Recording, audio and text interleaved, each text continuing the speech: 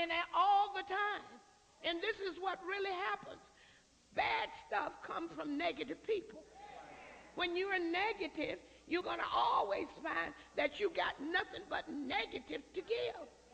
And then negative people mess up other people's lives. So you want to get the right mindset. Now, I want to call your attention here. If you notice in this text that we just read, we read about Herod. Now, there were many Herods that you read about in the Bible. The Herod clan was definitely, they were opposed to everything that brought victory to a life that responded to Jesus. Everybody that was going toward the things of God, the Herod clan was opposed to it. They were always opposed. For when you read about Herod, you're going to find that it was about, I think I got down there, I found 7 Herods, because it was kind of like a surname for the people that were of the Herodians. So we find Herod. There was Herod Archelaus. There was Herod Antipas. There was Herod Philip II. There was Herod Agrippa the First. There was Herod Agrippa II. There was Herod the Great. It was just Herods. Yeah, they were all during that time. And here was the characteristic. Listen, the characteristic of Herod. The character of Herod, he was regarded as sly,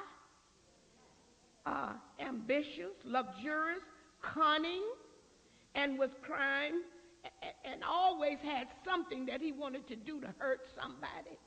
He was intensely selfish and very destitute of principles. He didn't have good principles. He would do all kind of hideous things. He was such a cruel man and nobody hardly liked him, but they were afraid of him. They were afraid of all the Herods because they did drastic things, and even to their family.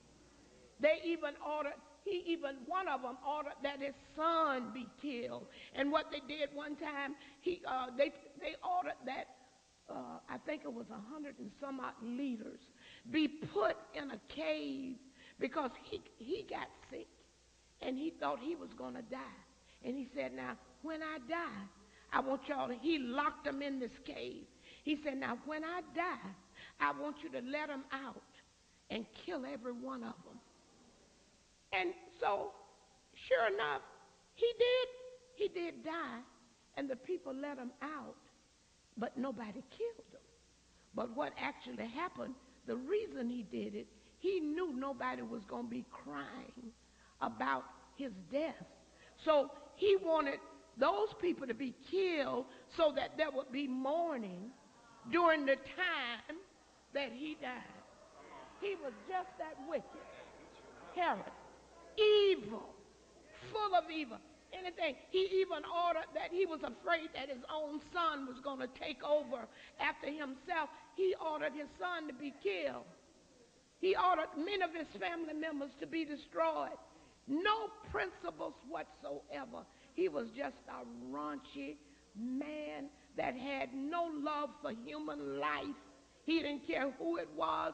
Everything was about himself.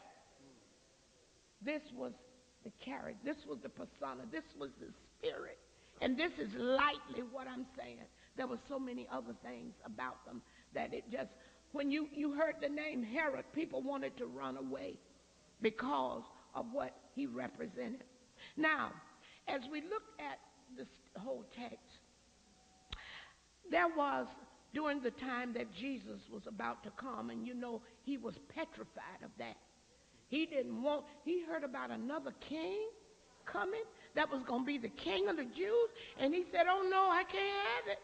I'm not going to have it. I'll do anything to keep another king from coming because they're going to be trodden on my territory, and they're going to may come in and take the hearts of the people, and I won't be able to rule over them. He was a terrible man. So not only do we see Herod here, But we also see Joseph. Joseph was in the picture. Joseph's name represented a new perspective. Because as you notice, when God was dealing with Mary and he was dealing with Joseph, dealing with the whole family, there was something about every one of them that was unique to what God wanted to happen during this period of time. And Joseph's very name meant new perspective, because we know what he had gone through when he found out that Mary had gotten pregnant and she was getting ready to have a baby, and he knew he didn't do it, and he was just baffled for a while as to what was going on. But his very name meant new perspective. And that's where I want you to go this morning too, that you have a Joseph in you. Everybody, you have a Joseph in you, and no matter where you are now, God is going to take you into a new realm of perspective. There is a new perspective that he wants you to see. Somewhere else he wants to take you from where you are now. So the Joseph in you is going to be struggling all during the year to get you where God is trying to carry you, because he's not going to let you be his people and leave you as you are.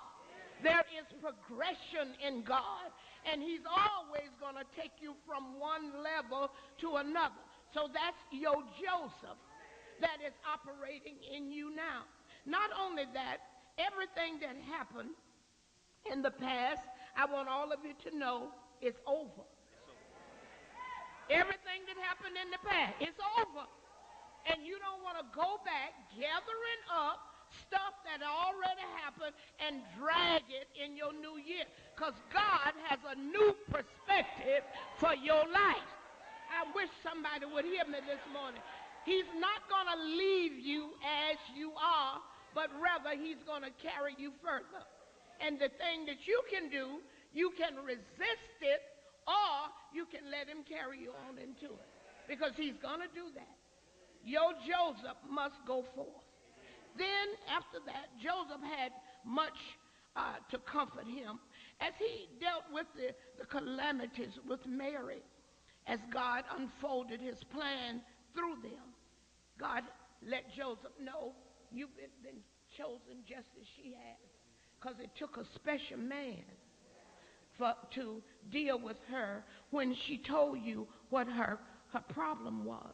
And any other man could have just marred her reputation, could have done some of everything, but you knew how to keep her shielded, to keep her protected while I work out my plan through your life. So that's the way, the Joseph in you. Every time you find yourself praying for others and you're trying to make sure that they get to where God is trying to take them to, that's your Joseph in operation. That's what's happening. Going to a new realm in the things of God, going to a new perspective. Now, Mary is also in you.